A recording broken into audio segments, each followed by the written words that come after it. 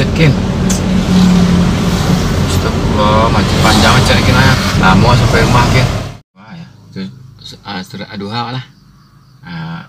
Ya lu tu gonja sama-sama. Jadi ya, pada lama nunggu kau ya. A'udzu billahi minasy syaithanir rajim.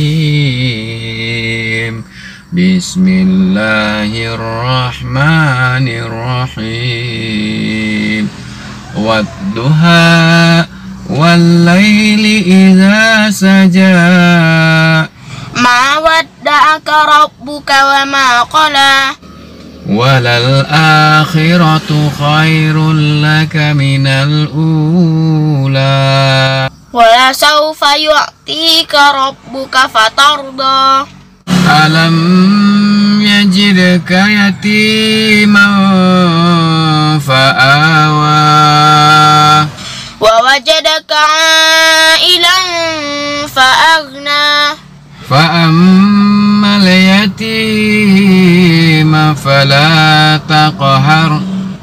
Wa ammas sa'ila fala tanhar. Wa amma bi ni'mati rabbika fahaddis.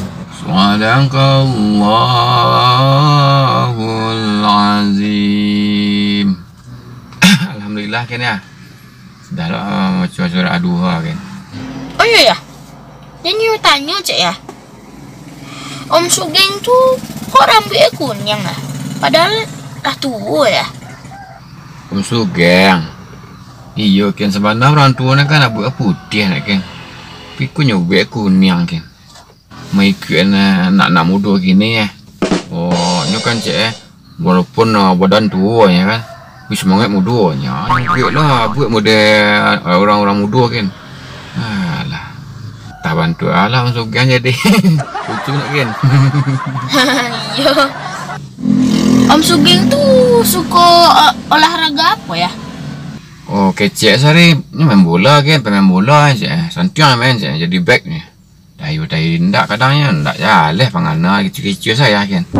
Tapi menurutnya Om Sugeng ni olahraga kesukaannya lari ya. Kok lari? Ini usan payah bawa lari susah angok patang sana kerja dan je guling-guling kalau menda. Maksudnya ya, Om Sugeng itu lari dari kenyataan ya.